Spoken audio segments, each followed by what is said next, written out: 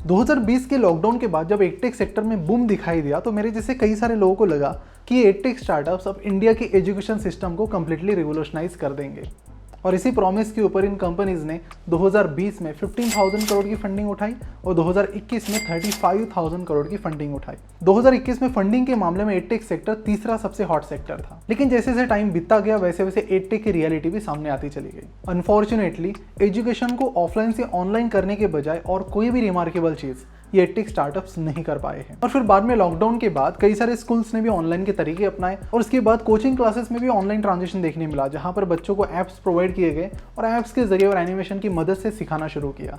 तो जो पहले एडटेक स्टार्टअप्स के बाद जो डिफरेंशिएटर था वो धीरे धीरे कम होता चला गया।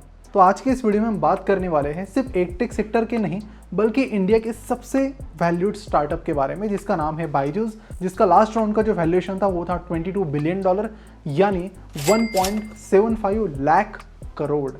और हमारा आज का फोकस सिर्फ बायजूस पर नहीं बल्कि पूरी एडटेक सेक्टर पर भी रहेगा, जहां पर हम बात करेंगे कि कैसे यहाँ पर डाउनफॉल हो रहा है। आपको चाहिए ऐसी क्लासेस जो है किसी भी ट्यूशन से क्लास अपार। A morning context report published this morning has revealed that the money from Los Angeles-based Sumeru Ventures has not come in yet, which raises the question, has Byju's $800 million fundraise gone off track?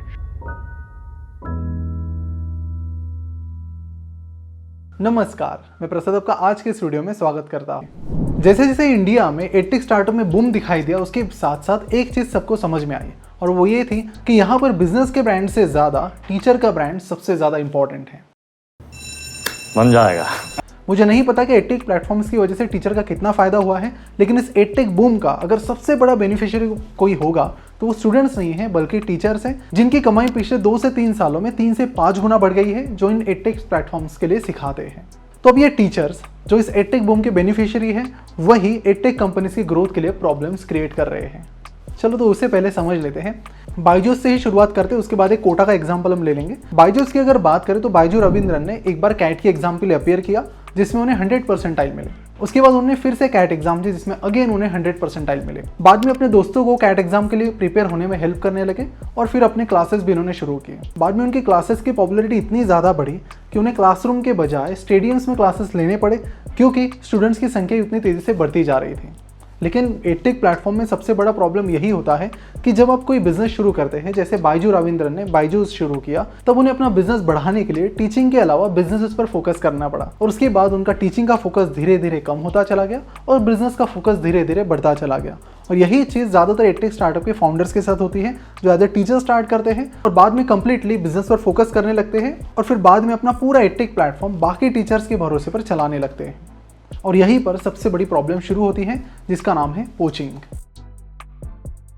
चलो तो इसे कोटा के interesting example की मदद से समझते हैं। तो कोटा में जो आईआईटी कोचिंग का ट्रेंड है, इसे शुरू किया था मिस्टर वीके बंसल ने, जो खुद एक आईआईटीएन थे और जिन्होंने बाद में अपना कोचिंग क्लास कोटा में शुरू किया, जो बहुत जल्दी बहुत पॉपुलर हुआ, जिसके बाद उन्हें कई सारे टीचर्स हायर करने पड़े ताकि जो स्टूडेंट्स उनके पास आ रहे थे उन्हें वो सिखा पाए।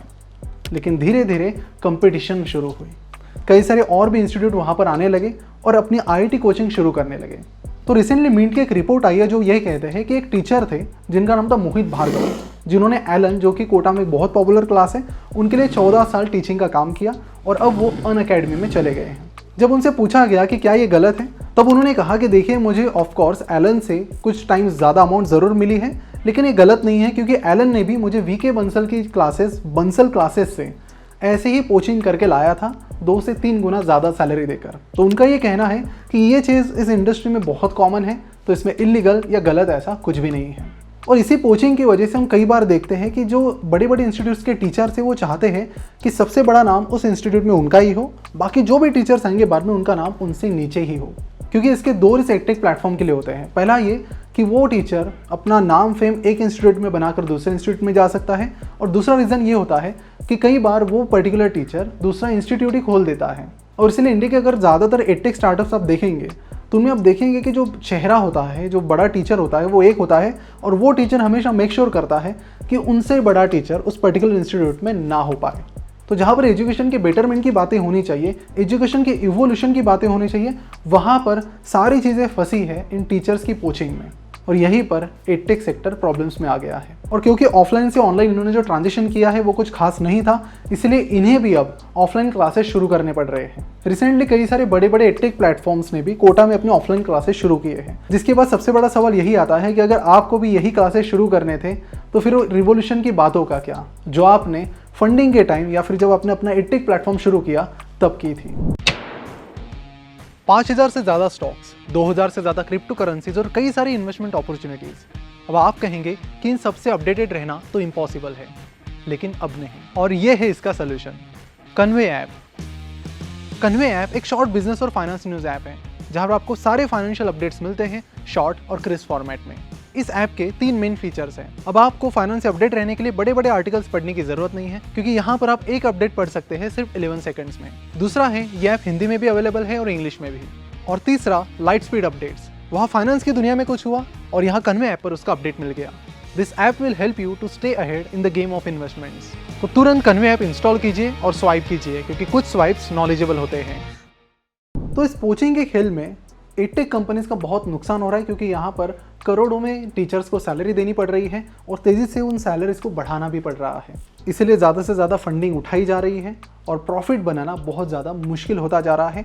और इसी वजह बायजूस के लिए एक बहुत बड़ी प्रॉब्लम रिसेंटली क्रिएट हुई है।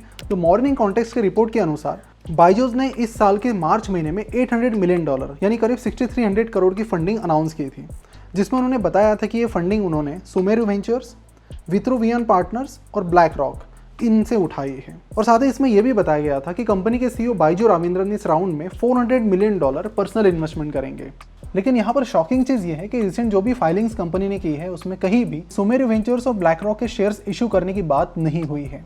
यानी 25 करोड़ की फंडिंग जो उनसे आनी थी वो अभी भी बायजूस को नहीं मिली है। इस रिपोर्ट में यह भी बताया गया कि सुमेरु वेंचर्स एक $1 बिलियन ग्लोबल टेक्नोलॉजी फंड है जो एक्टिवली टेक्नोलॉजी स्टार्टअप्स में इन्वेस्ट कर रहा है। लेकिन जब भी आप किसी वेंचर कैपिटल की वेबसाइट देखते हैं तो वहाँ पर आपको पोर्टफोलियो सेक्शन ज़रूर मिलता है, जहाँ पर कंपनी एडवर्टाइज करने की कोशिश करती है कि इन स्टार्टअप्स में हमने फंडिंग की है और उनमें से ये स्टार्टअप्स बहुत ज़्यादा सक्सेसफुल हो गए हैं। लेकिन सुमेरु के केस में ऐसा नहीं है। कंपनी की वेबसाइट पर पोर्टफोलियो नाम का सेक्शन ही नहीं है। इतना ही नहीं, जो लोग इस फंड को मैनेज कर रहे हैं कंपनी के अनुसार उन्हें 20 से 30 साल का इस फील्ड में एक्सपीरियंस है। लेकिन जब इन लोगों की प्रोफाइल देखी गई तो इसमें ऐसा कुछ नज़र नहीं आया है। लेकिन एक चीज़ यहाँ पर और शॉकिंग नज़र आई, वो ये थी कि जो भी लोग इस फंड को हैंडल कर रहे हैं उनका डायरेक्ट कनेक्शन श्री श्री रविशंकर से है और उनका connection the art of living foundation से पाया गया है। इस फंड के एक MD the art of living digital के पहले सीईओ हो चुके हैं और उन्हें कोई भी इन्वेस्टमेंट का या फिर फंड मैनेजमेंट का एक्सपीरियंस नहीं है। इसी बीच कंपनी के लिए बहुत बड़ा प्रॉब्लम हो गया है कैश, क्योंकि ऑलरेडी कंपनी ने मार्केटिंग और बाकी चीज़ों में बहुत ज़्यादा पैसा खर्च किया है। इंडियन क्रिकेट जर्सी स्पॉन्सरशिप के लिए उन्होंने 2017 से 2022 इस 5 साल के टाइम पीरियड के लिए 1079 करोड़ रुपीज़ पे किए हैं। फीफा वर्ल्ड कप के लिए भी वो ऑफिशियल स्पॉन्सर है, जहां पर कहा जा रहा है कि उन्होंने 200 से 700 करोड़ के बीच की अमाउंट पे की है। और जो भी स्टार्टअप्स उन्होंने अक्वायर किए हैं उनमें से एक है व्हाइट हेड जूनियर, जो काफ़ी कंट्रोवर्सी में भी आ गया था। लेकिन इस व्हाइट हेड जूनियर को पिछले फाइनेंशियल ईयर में 1690 करोड़ का नुकसान हुआ है। और ये सारी चीज़ों के लिए कंपनी को अब पैसों की ज़रूरत है और वही मिलना मुश्किल होता जा रहा है, क्योंकि रिसेंट एग्जाम्पल से यही पाया गया है कि जिन लोगों ने पैसा प्रॉमिस किया था उन्होंने कहीं ना कहीं पैसा नहीं दिया है। और जैसे सभी को पता है कि मिस सेलिंग की वजह से बायजूस का काफ़ी सारा नाम भी खराब हो गया है, काफ़ी सारी कंट्रोवर्सीज भी उसके रिलेटेड चल रही है। तो ऐसे में सबसे बड़ा चैलेंज कंपनी के सामने है कि कंपनी अब कैसे बाउंस बैक करती है। और क्योंकि ज़्यादातर एजुकेशन प्लेटफॉर्म ऑनलाइन एजुकेशन के अलावा ज़्यादा कुछ नहीं दे पा रहे हैं, तो ये भी एक प्रॉब्लम है। और दूसरा है कि टीचर्स के लिए जो कोचिंग है वो अभी ऑल टाइम हाइपर चल रही है। अब उसमें भी ज़्यादा पैसा बायजूस नहीं बहा सकते, बिकॉज ऑलरेडी उनको काफ़ी सारे लॉसेस चल रहे हैं। तो ऐसे में अब ये देखना इंटरेस्टिंग रहेगा कि बायजूस प्रोडक्ट लेवल पर कुछ चेंजेस लाती है या फिर नहीं। अगर ऐसा नहीं होता है तो बस ज़्यादातर एडटेक कंपनीज बस प्राइस के बेसिस पर ही कम्पीट कर रही है और स्टूडेंट और लोगों को भी जो एक्सपेक्टेशंस थी वो अब तक मीट नहीं हुई है, जहाँ तक एडटेक प्लेटफॉर्म्स की बात है। बायजूस को अपना बिजनेस शुरू करते हुए 10 साल से ज़्यादा टाइम हो गया है, तो मुझे नहीं पता कि हम इसे स्टार्टअप कह सकते हैं या फिर नहीं। लेकिन अब $22 बिलियन के ऊपर के वैल्यूएशन पर और कोई प्राइवेट इक्विटी या वेंचर कैपिटल आना भी मुश्किल है। तो ऐसे में कंपनी के सामने एक ही ऑप्शन है, वो है आईपीओ लाना, या तो इंडिया में या फिर बाहर। तो यूएस में कंपनी ने स्पैक के जरिए अपनी कंपनी लिस्ट करने की कोशिश की थी, वो सारे जो उनके एफर्ट्स थे वो फेल हुए। और इंडिया में अगर उन्हें कंपनी लिस्ट करना है तो इन्वेस्टर्स बहुत समझदार हुए हैं।